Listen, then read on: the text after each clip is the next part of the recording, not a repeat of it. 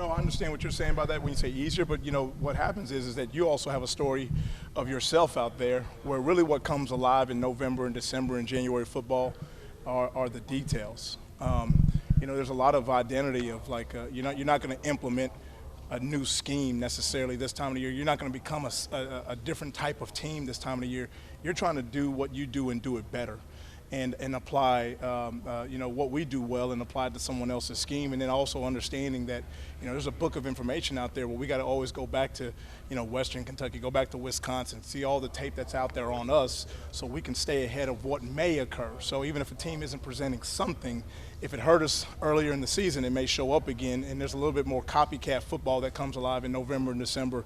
So we got to make sure we're staying in front of things, we're solving things before they occur, we're preparing players for things before they happen, and putting our guys in the best position to be successful. Speaking of the book that's out there on y'all and everybody else, do you use the idle week as a better opportunity to self-evaluate and try to break tendencies just because you got maybe a little bit more of a chance to breathe as you would in a game week?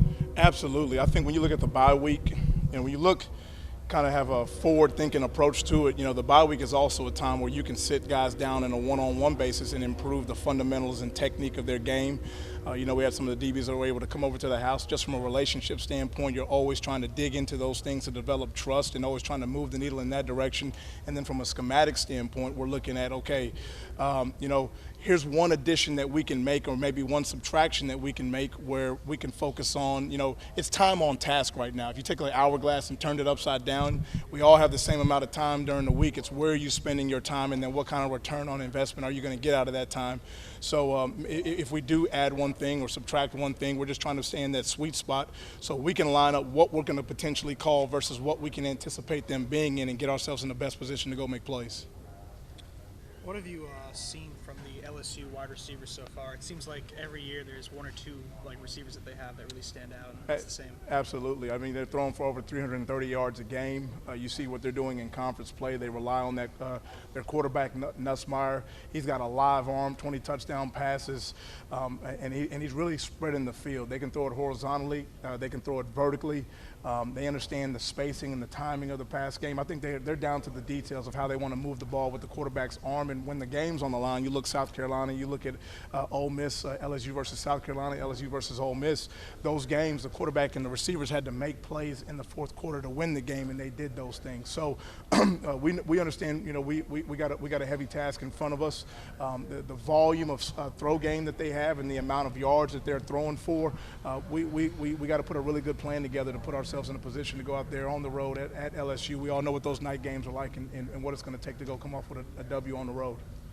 Staff, can you kind of recap your high school playing career for us? High school career, I'm in Mesquite, Texas. I grew up in Dallas. I was born in Dallas, Texas, and then we moved to Mesquite in middle school and high school. I went to Mesquite High School. I was fortunate enough to win a state championship at Mesquite High School. We were 15-0, and senior year. My senior year, we won it all, and I remember like it was yesterday. Some of my best years. My head coach was Steve Halpin.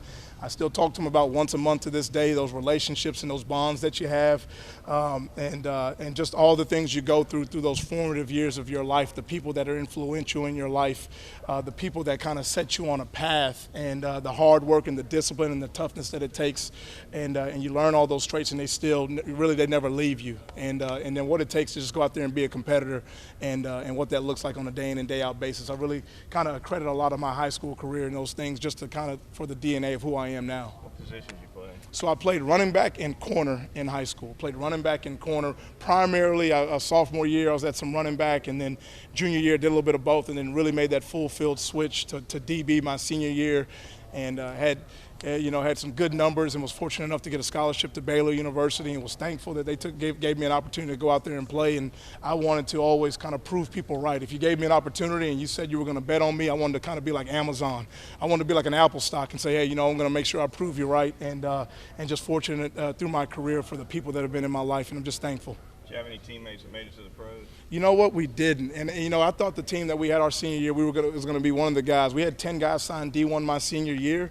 and a lot of good college players. I think I was probably one of those guys that just was a really, really good college football player and wanted to stay with the game and ended up coaching, but didn't have any guys that played professionally on my team. Some guys from the city in Mesquite, at North Mesquite. Terrell Brown was a corner, ended up going to the leagues. I think played like 8 to 10 years at corner in the NFL, played at Texas. How big is it to have a guy like Devontae Smith, and kind of like how have you seen him improve over the course of the year? You look at Devontae Smith, and he's really writing a really good story for himself this year. You look at last year's tape; he was a guy that was talked about to us when we came in the door about a guy that had promise, and I think he's taken advantage of the reps that he's been able to have and the reps that he's been given in the game. He's turning into a reliable, dependable player when he's out there. He's a guy that can execute. He can cover on the slot. He can has a really good feel for the curl flat and how to play zone with zone instincts, and he's a good communicator on the field. And I think his presence and energy is something that can almost be undervalued, but it's something that can kind of drip over to the other players that are with him, especially when we have some younger guys out there. Just kind of what does it take to go out there and compete and win in the SEC? And I think him, along with Malachi, some of these older guys have been setting a really good example of that. Seeing your defense, what they did against Missouri, and then seeing some of the struggles that LSU's offense had its last game, do you guys have any sense of momentum coming into this matchup? I think you're always as good as your last – people say your last game, your last day, your last play. We can certainly learn from things in the past and apply them for future reference, but we know that this is a one-week season. It's a one-week game.